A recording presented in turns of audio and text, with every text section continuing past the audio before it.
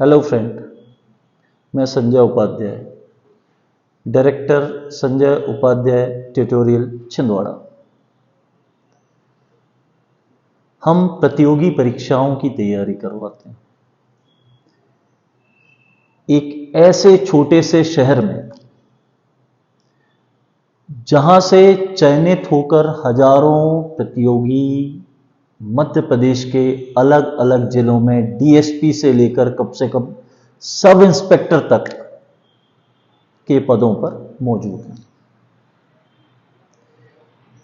छिंदवाड़ा की पहचान क्या है? छिंदवाड़ा संतरे के कारण जाना जाता है, छिंदवाड़ा कोयले के कारण जाना जाता है और छिंदवाड़ा जाना जाता है कॉम्पिटिटिव एग्जाम के गढ़ के रूप में। यह छोटा सा परिचय है छिंदवाड़ा का।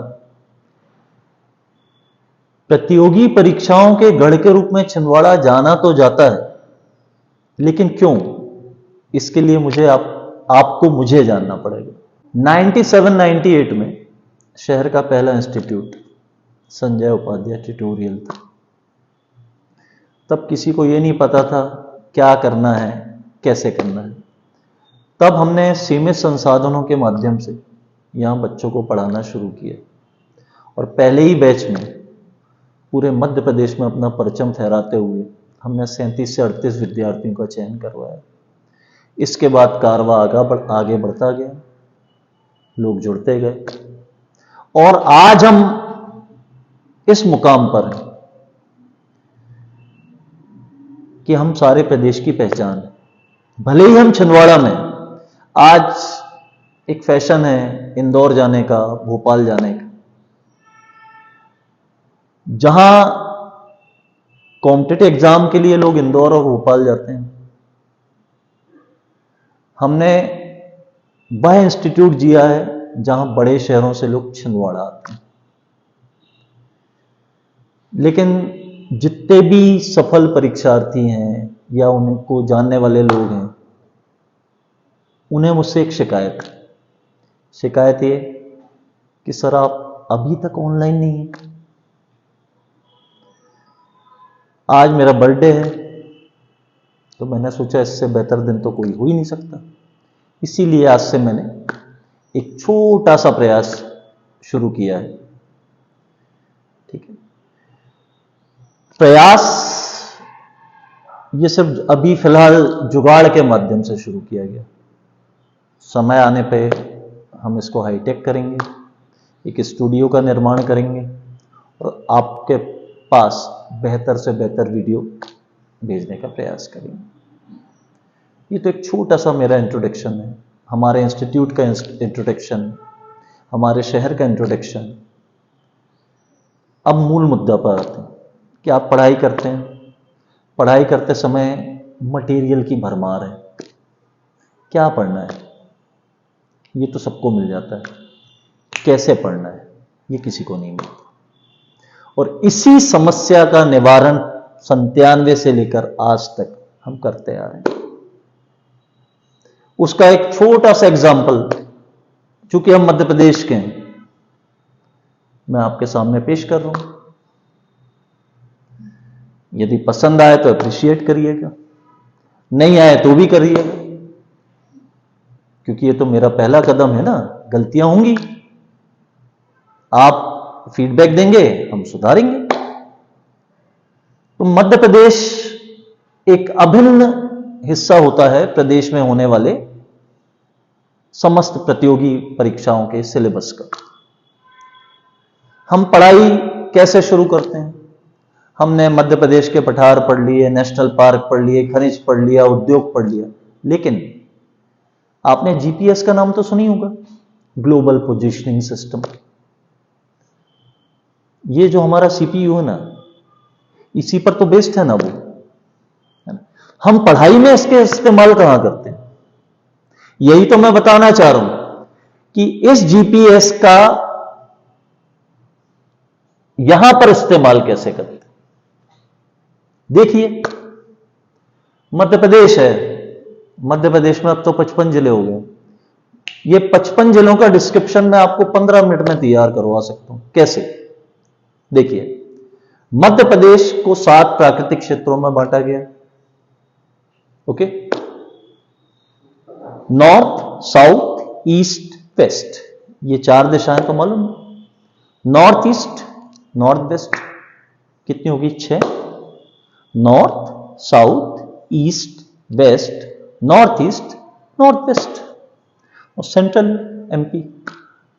नॉर्थ में बुंदेलखंड है यहां पर, साउथ में सतपुड़ा मैकल है यहां पर, ईस्ट में बघेलखंड है, वेस्टर्न रीजन में मालवा और निमाड़। फिर रिपीट कर रहा हूं, नॉर्थ बुंदेलखंड, यह है बुंदेलखंड,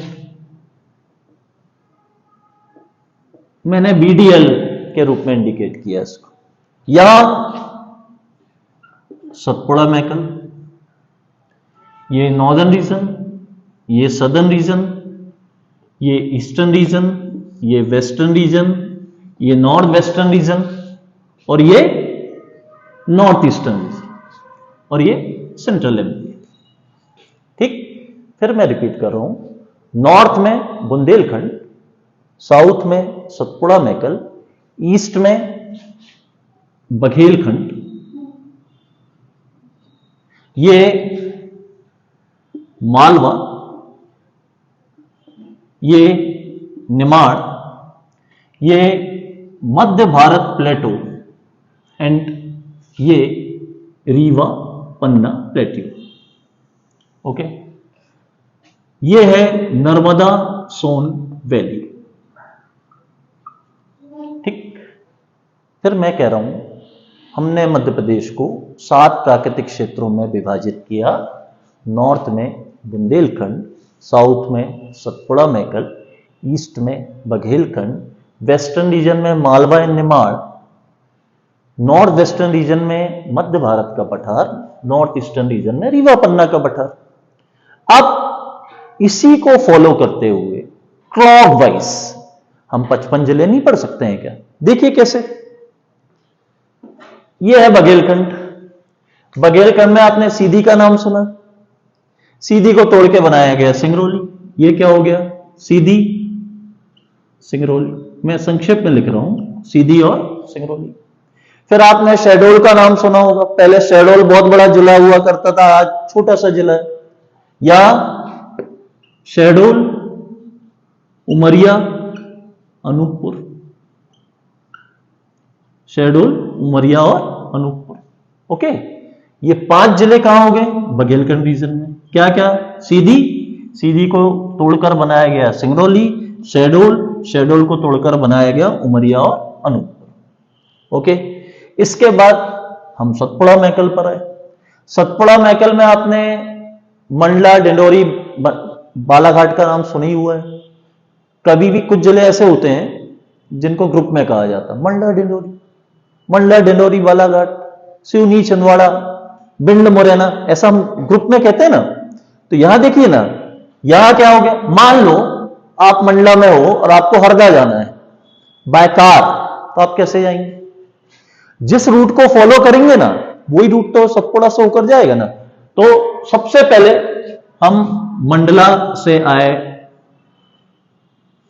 डिंडोरी, डिंडोरी से बालाघाट, बालाघाट से सिवनी, सिवनी से छिंदवाड़ा, छिंदवाड़ा से एक नई चीज हो गई है आजकल, पांडुरना, पांडुरना से बैतूल, बैतूल से होशंगाबाद, होशंगाबाद से हरदा।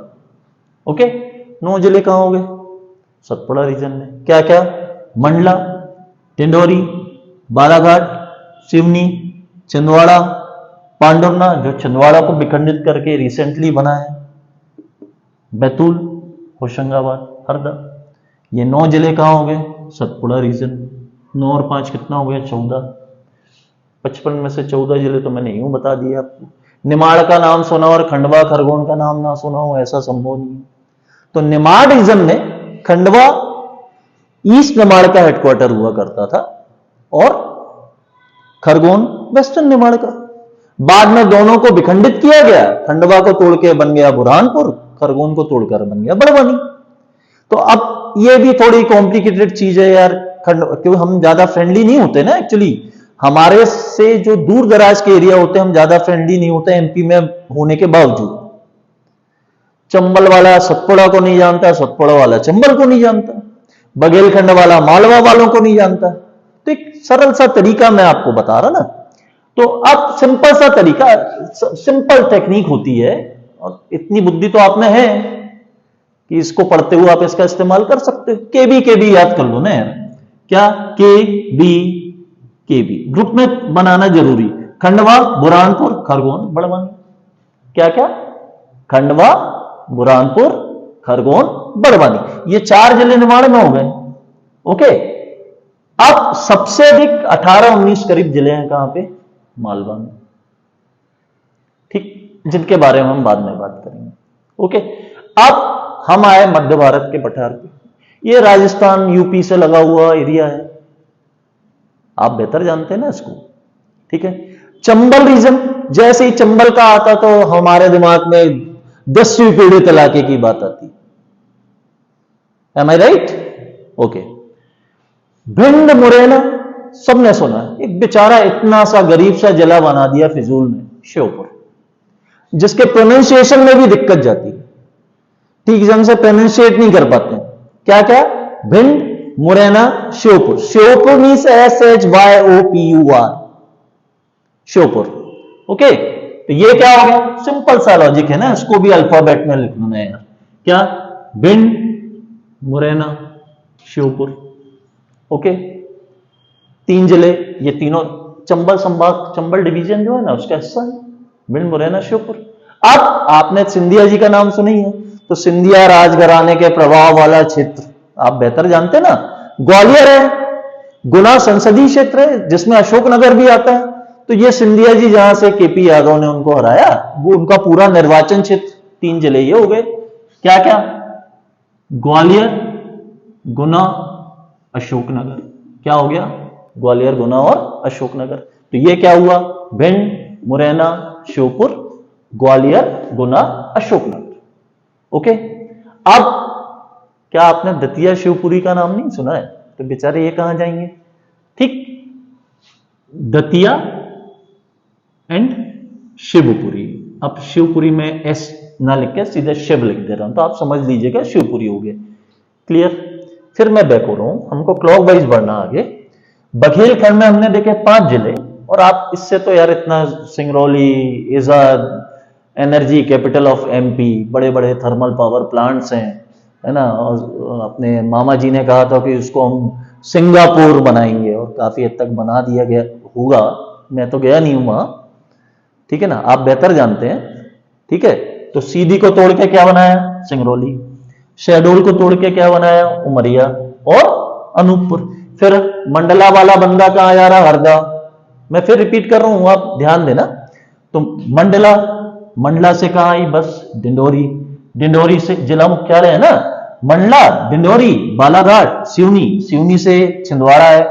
छिंदवाड़ा से अब एक नई जगह घूमो ना भाई, पांडुन्ना पहुंच गए, संतरे खरीदे, हाईवे है, गडकरी जी ने बनवाया हुआ है, बैतूल पहुंच गए, बैतूल से होशंगाबाद से हरदा। ये निमाड़ रीजन आ गया। केबी मतलब खंडवा, बुरहानपुर, खरगोन और बड़वानी। फिर मैंने कहा ये चंबल रीजन, भिंड, मुरैना, श्योपुर। ठीक, फिर ये सिंधिया जी का निर्वाचन क्षेत्र, ग्वालियर, गुना, अशोकनगर। फिर 2 भी तो याद कर ही सकते हो ना यार, क्या हो गया? दतिया और शिवपुरी। ओके, अब आए बुंदेलखंड। अब बुंदेलखंड सांस्कृतिक दृष्टि से बड़ा इंपॉर्टेंट एरिया है। तो नॉर्मली जब हम बुंदेलखंड की बात करते हैं तो हमको झांसी का भी तो ध्यान आता है ना। तो हमेशा ध्यान रखिए कि बुंदेलखंड का अधिकांश हिस्सा यूपी में आता है। महुआ वाला एरिया है, झांसी वाला एरिया है, ये सब उसी मऊनूरपुर वाला एरिया है ना, सब वहीं पर आते हैं। ओके, लेकिन थोड़ा सा हिस्सा हमारे यहां भी तो आता है ना। इसको आप एनसीपीटी से याद कर लो। कैसे? एनसीपीटी। भाई मैं तो एक आरामदेह तरीका जो आपके दिमाग में फीड हो वो बताने की कोशिश कर रहा हूं। एनसीपीटी मतलब क्या हुआ?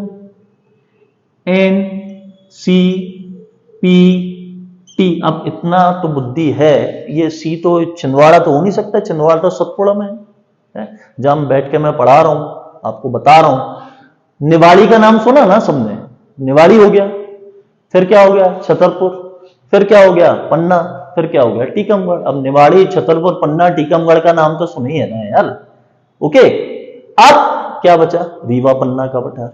तो रीवा पन्ना, रीवा को तोड़ के भी कोई नया जिला बना, कोई बताएगा? मऊगंज बना। ओके, रीवा को तोड़ के मऊगंज बना दिया, दो हो गए यहां पे। रीवा को तोड़ के क्या बना दिया, मऊगंज बनाया। ओके, रीवा।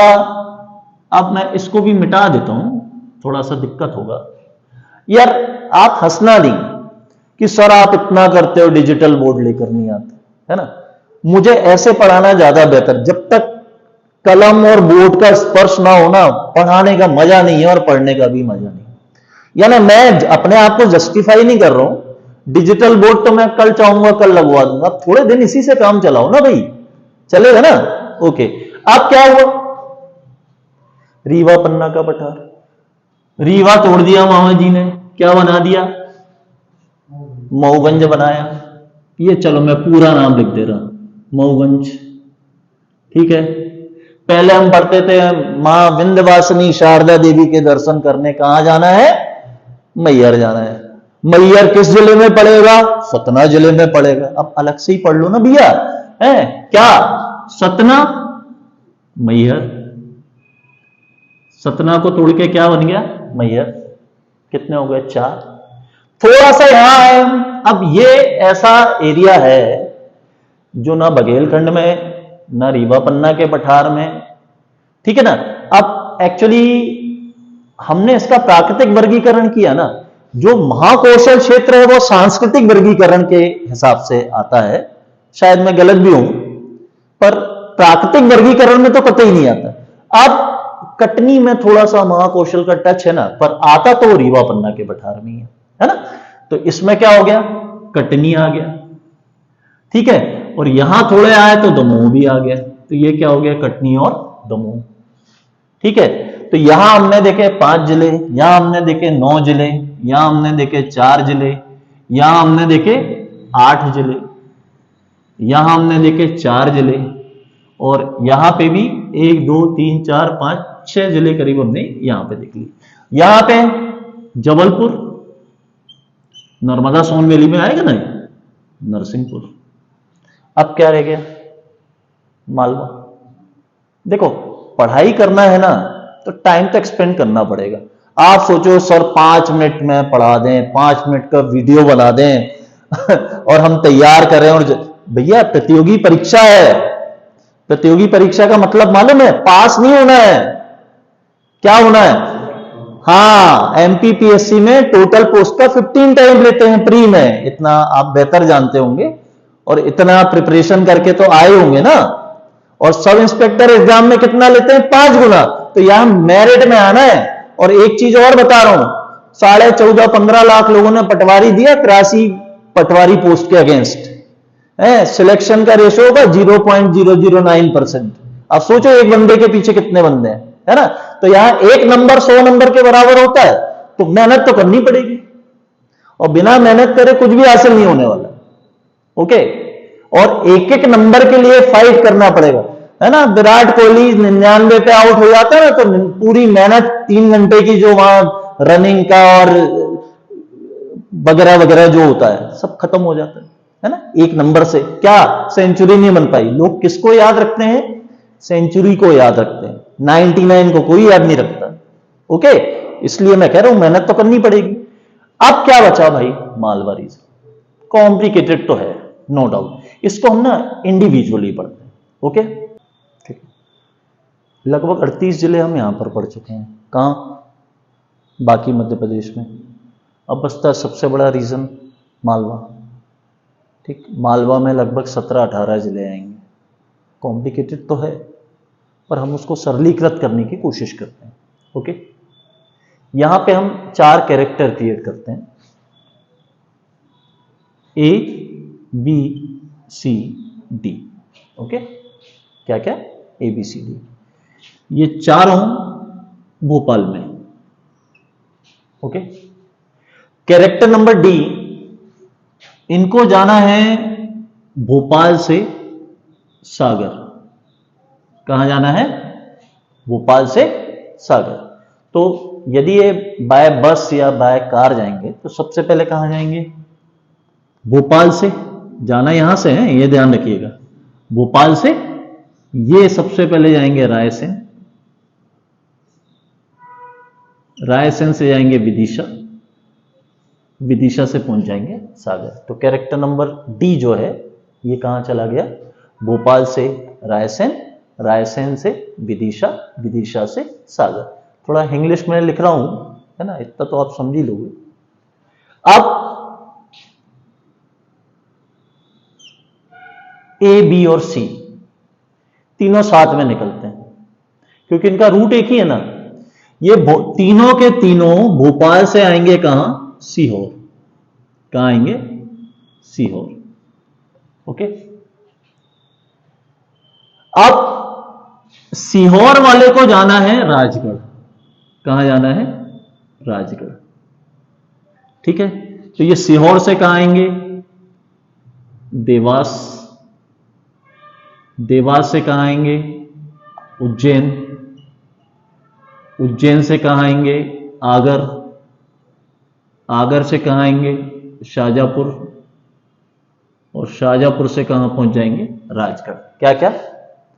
भोपाल से सीहोर, सीहोर से देवास, देवास से उज्जैन, उज्जैन से आगर, आगर से शाहजहांपुर, शाहजहांपुर से राजगढ़।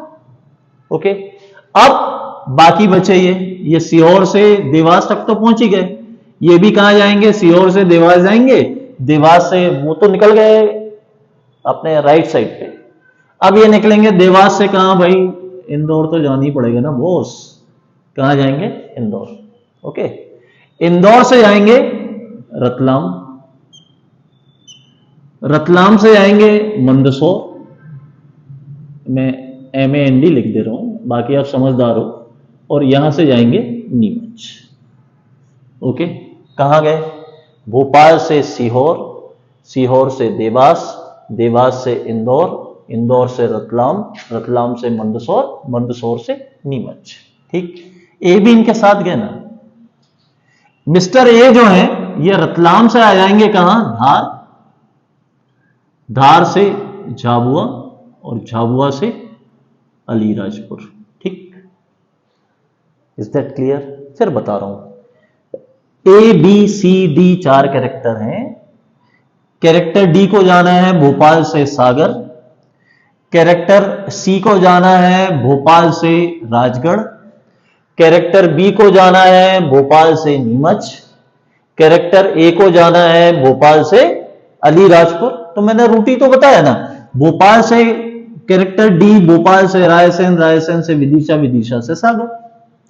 फिर ये है भोपाल से सीहोर, सीहोर से देवास, देवास से उज्जैन, आगर, शाहजहांपुर और राजगढ़। फिर ये देवास से जाएंगे तो ऑब्वियसली इंदौर जाएंगे, इंदौर से जाएंगे तो रतलाम जाएंगे, वो निकल जाएंगे ऊपर, ये निकल आएंगे नीचे। ऊपर ऊपर मतलब वहां नहीं, ऊपर मतलब हमारे मैप में ऊपर चले जाएंगे तो मंदसौर और नीमच, ये धार, झाबुआ और अलीराजपुर। ओके। ये पूरे 55 जिले हैं मध्य प्रदेश के, जो मैंने एक सरल तरीके से आपको बताने का प्रयास किया। किसी का 50% हुआ होगा, किसी का 75% हुआ होगा, किसी का 40% हुआ होगा। भाई जिनका 75% हुआ उनको भी घर जाके रीड करना है, या इस वीडियो को देखने के बाद, आज तो मैं ऑनलाइन हूं ना, तो इस वीडियो को देखने के बाद उनको पेपर पे इसको ट्रेस करके पढ़ना है। ओके। मेहनत तो करनी पड़ेगी।